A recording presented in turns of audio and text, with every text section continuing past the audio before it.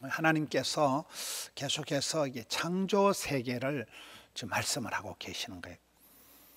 욥에게 이 창조 세계를 유지하는 하나님의 그 지혜, 하나님의 그 어떤 능력, 하나님의 섭리를 말씀을 하고 있는 내용입니다. 욥이 생각할 때는 이 자연 세계가 혼란하다는 거예요. 왜 의인이 고통을 당하고 이 질서가 없다는 거예요. 원칙이 없다는 거예요. 욥의 마음속에 그런 퀘스천이 있는데 하나님께서는 그게 아니다. 여기 말과 매와 독수리라는 세 가지 동물을 이렇게 등장을 시키면서 그것들을 하나님이 어떻게 이렇게 생육하고 번성하고 지혜롭게 하시느냐 하는 걸 설명하고 있는 내용입니다. 19절에 보면 말의 힘을 누가 주었느냐? 네가 주었느냐? 그 목에 흩날리는 갈기를 네가 입혔느냐? 그 말이 힝힝거리고 그 말이 뛰어갈 때 그 말의 힘을 마력이라 하잖아요. 말 한 마리가 끄는 힘을 마력이라. 말의 그 힘을 누가 주었느냐? 그 목에 아주 흩날리는 그 갈기가 얼마나 멋있습니까? 말이 야생마. 그 말의 그 흩날리는 갈기를 누가 입혔느냐? 전쟁에 나서는 그 말들이 얼마나 용맹하고 힘이 있는가? 그 용맹함과 힘은 누구에서 왔는가? 하나님께서 그렇게 다 만드셨다는 거예요. 하나님께서 이 말을 다 힘있게 멋있게 용맹스럽게 만드셨다는 거예요. 그게 19절 말씀이고 25절에 보면 나팔 소리가 날 때마다 힝힝 울고 멀리서도 싸움 냄새를 맡고 그 지휘관들의 호령과 외치는 소리를 듣는다. 그 말이 말 위에 탄 그 병사의 소리를 듣고 아주 용감하게 전쟁터로 나가는 그런 그 모습.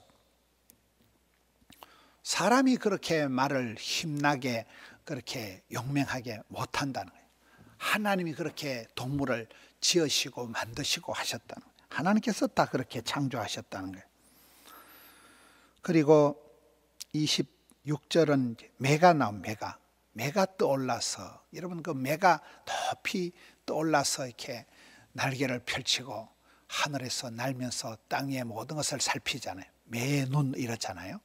27절은 독수리 얘기를 합니다. 독수리가 공중에 떠서 높은 곳에 보금자리를 만드는 것이 어찌 네 명령을 따름이냐. 28절에 독수리가 낭떠러지에 집을 짓고 뾰족한 바위 끝에 험준한 데 산다. 이 독수리가 사람이 접근할 수 없는 그런 아주 위험한 곳에 보금자리를 만들고 29절에 보면 거기서 먹이를 살피고 그 눈이 멀리 바라보고 아주 독수리가 멀리에서부터 그 매의 눈, 독수리의 눈을 가지고 먹이를 살피고 낚아채는 그런 모습들, 그런 지혜가 도대체 어디서 왔느냐는 거죠. 이 다 하나님께서 지혜를 주셨다는 거예요. 하나님께서 그런 미물, 생물, 동물, 하늘의 새 한 마리, 들판의 야생마 한 마리도 하나님이 다 돌보시고 번성케 하신다는 거예요. 하나님께서 그런 미물, 생물, 동물마저도 이렇게 다 돌보신다면 하나님이 사랑하는 의인은 누가 돌보냐? 하나님이 다 챙기신다는 거예요. 오늘 본문에서 말과 매와 독수리도 하나님께서 돌보시고 번성케 하신다면 하나님께서 사랑하는 의인은 반드시 챙긴다는 거죠. 욥은 이 자연 세계가 혼돈 가운데 있다고 생각을 하고 왜 의인이 이렇게 까닭없는 이유도 모른 채 고난을 당해야 되느냐 이렇게 탄식을 할 때 하나님께서는 아니라는 거예요. 하나님의 놀라운 통치와 지혜로 이 자연 세계, 창조 세계를, 동물들을 다 하나님이 돌보시는데, 그렇기 때문에 이 사랑받는 의인은 하나님이 더욱더 눈동자같이 지키신다는 거예요. 그래서 우리가 까닭없는 고난 중에 있을 때라도 하나님을 신뢰하고 소망을 가지고 견뎌야 되는 거예요. 믿음이 역사를 만들고 소망이 인내를 이루고 사랑의 수고를 아끼지 말아야 된다는 거예요.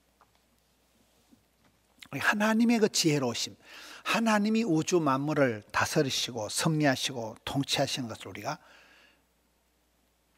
경배하고 찬양해야 되는 것입니다.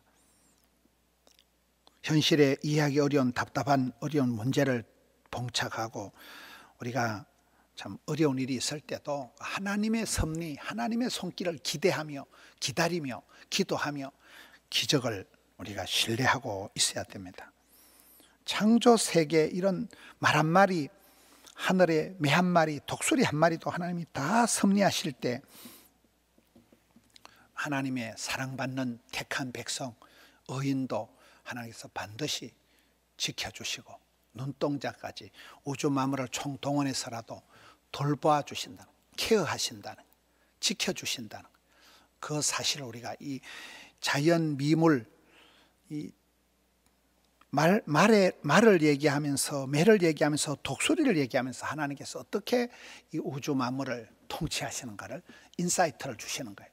그래서 우리가 자연을 보면서 하나를 보면 열을 안다고, 이 자연 세계를 보면서 야, 우리 하나님 위대하신 하나님, 우리 하나님 역사하신 하나님, 우리 하나님은 돔에도 잘하시고 소매도 잘하시고 우주 만물을 다스리시지만 한 사람, 믿음의 사람의 눈물의 기도를 받으시고 들으시고 그 한숨을 거두시고 우리를 신원해 주신다는 거이죠.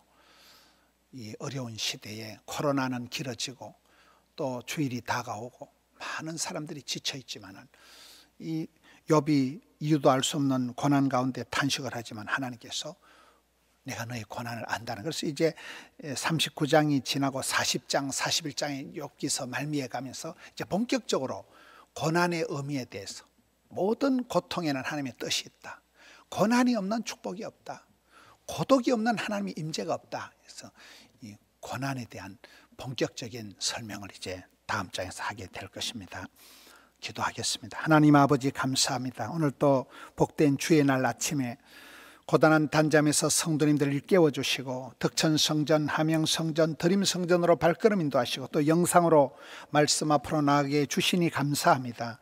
오늘 또 복된 주의 날 예배하는데 주의를 성수하고 예배하는데 성공하게 해 주시옵소서.